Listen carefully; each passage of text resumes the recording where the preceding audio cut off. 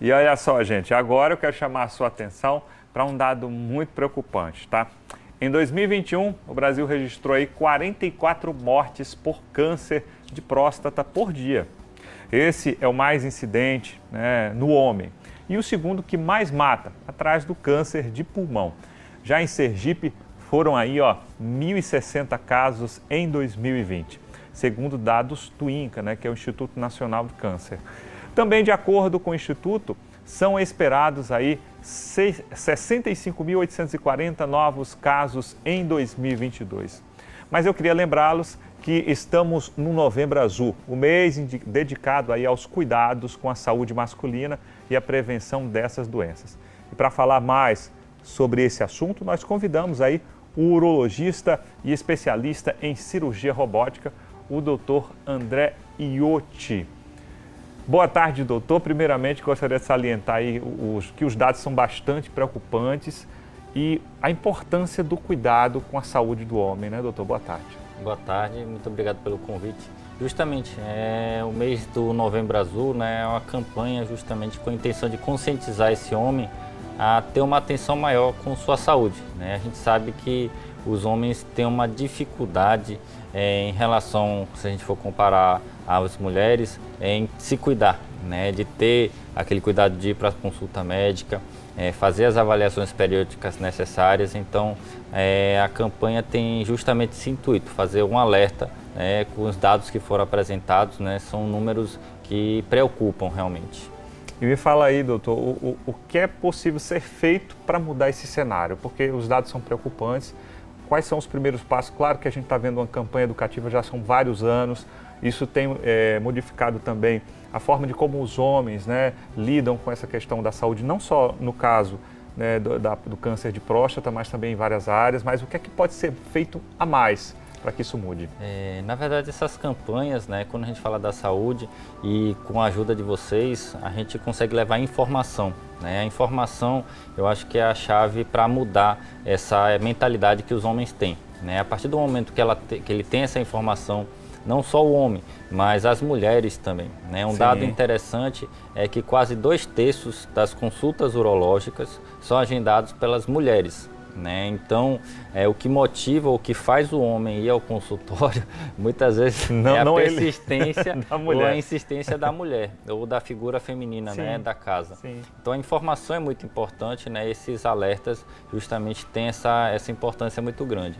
E o objetivo disso é a realização, né, dos exames de forma cada vez mais precoce, porque como a gente não tem uma forma específica para evitar, né, o surgimento do câncer, o que a gente tem para combater esse mal é o diagnóstico precoce, né?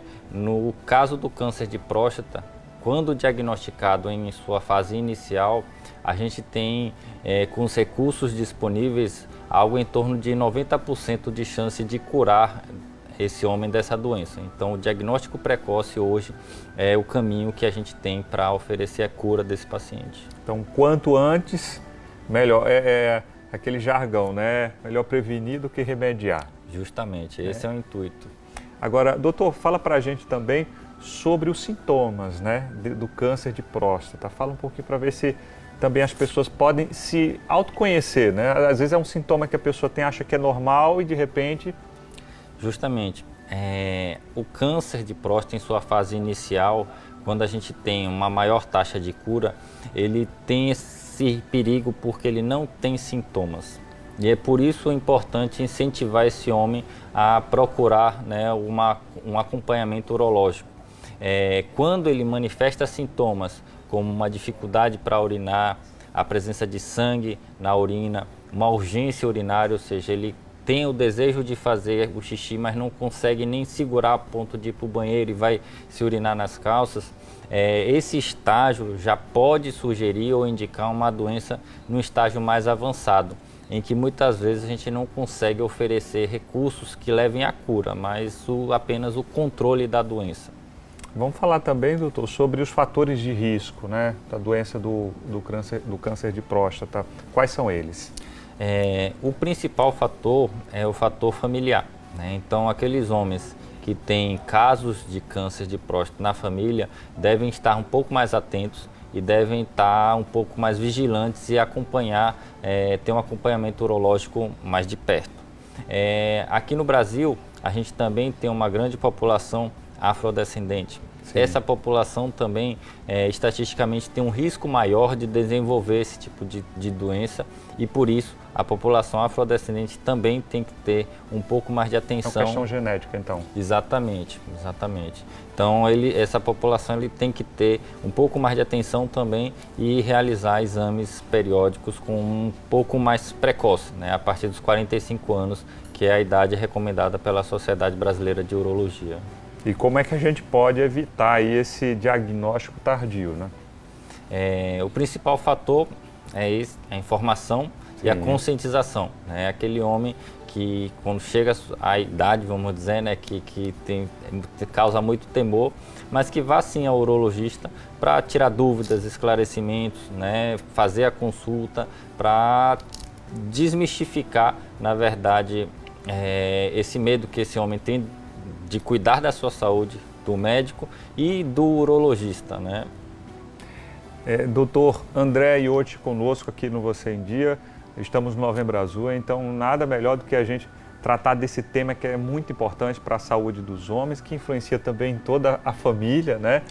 E, doutor, quando existe o diagnóstico, né, como é que funciona o tratamento? Hoje, a gente saiu de uma época em que a gente tinha poucas opções. A medicina avançou de tal forma que a gente consegue oferecer um leque muito grande de opções de tratamento. Então, esse tratamento ele vai ser individualizado. A partir do momento do diagnóstico, nós realizamos uma bateria de exames em que visa estagiar ou determinar qual o grau da doença no momento do diagnóstico, definir quais são as condições de saúde desse paciente, né, desse doente, para oferecer a ele a melhor opção de tratamento, né? A gente tem diversas modalidades de tratamento, medicamentos para quimioterapia, radioterapia, a evolução da cirurgia, né? Como vocês podem ver, hoje a gente dispõe de técnicas cirúrgicas avançadas, diferentes da cirurgia tradicional em que a gente realizava a cirurgia manualmente. Nessas hoje, imagens que a gente está acompanhando, exatamente, né? Essas imagens mostram um aparelho que a gente chama que a gente utiliza na técnica de cirurgia robótica, em que os urologistas e cirurgiões preparados e capacitados realizam movimentos em um aparelho que são transmitidos ao paciente para justamente realizar uma cirurgia com mais delicadeza, mais precisão e mais segurança, né? Então, a segurança também do procedimento é importante ser dito. Então, realmente é uma inovação tecnológica aí na cirurgia para esse problema de saúde. E eu vi nas imagens que a gente está acompanhando agora, né? É um aparelho super moderno, né? E que exige, ele mesmo em si tem a precisão do procedimento, mas que exige também a habilidade também do cirurgião, né? Justamente.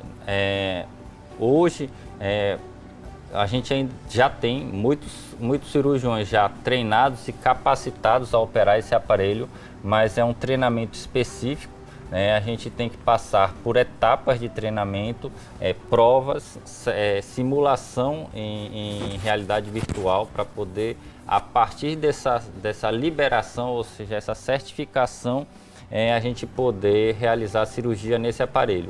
Então, existe hoje uma preocupação muito grande com a segurança, para poder oferecer sim uma cirurgia mais delicada e com mais qualidade a esse paciente que está, né, realmente no momento, né, delicado da sua saúde, né, e da sua vida, porque o diagnóstico de câncer não mexe só com o paciente, né, mexe com toda a estrutura familiar, a preocupação desse homem ou desse ente familiar, e ele acaba, vamos dizer, bagunçando, né, todo um equilíbrio que tinha na casa. Então, o que a gente quer é oferecer justamente o melhor de tratamento para esse paciente.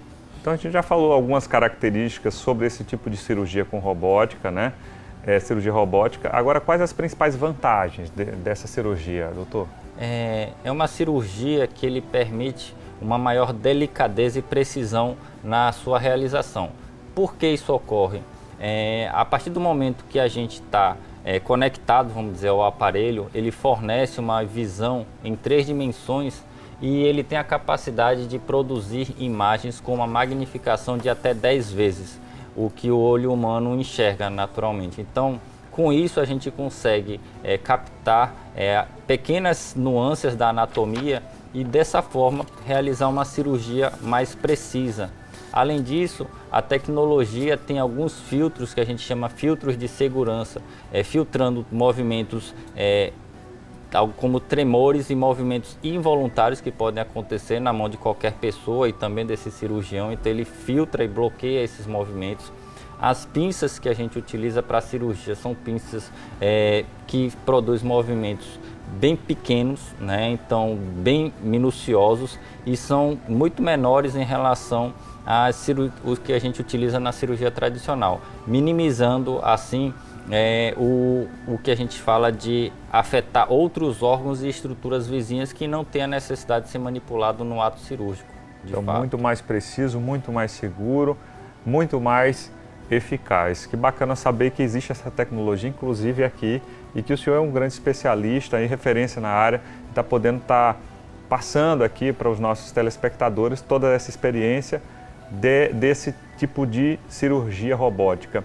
Doutor André, eu gostaria aqui que nesse momento você passasse também uma mensagem, né, para quem está em casa sobre a importância, né, do cuidado com a saúde do homem. Hoje a gente fala muitas vezes da intenção da prevenção, né, evitar que a doença se instale ou se agrave nesse homem. A gente quer evitar esse agravamento. E a gente fala num processo de envelhecimento da população com qualidade de vida. Não adianta a gente envelhecer e ficar doente. Então a gente quer manter esse homem que envelheça com saúde e qualidade de vida. E a única forma de conseguir isso é cuidar da sua própria saúde, né? Através da realização de atividade física regular, uma alimentação cuidadosa, balanceada e sim realizar uma consulta e uma avaliação médica periodicamente. Muito bem, doutor. Eu gostaria de agradecer a sua participação, que é de ampla importância para esse tema de saúde do homem, né? Para todos nós homens e todas as famílias que estão acompanhando aqui o nosso programa. Nosso muito obrigado por sua participação, tá? Muito obrigado também pelo convite. Boa tarde. Obrigado. Esse doutor André Iotti,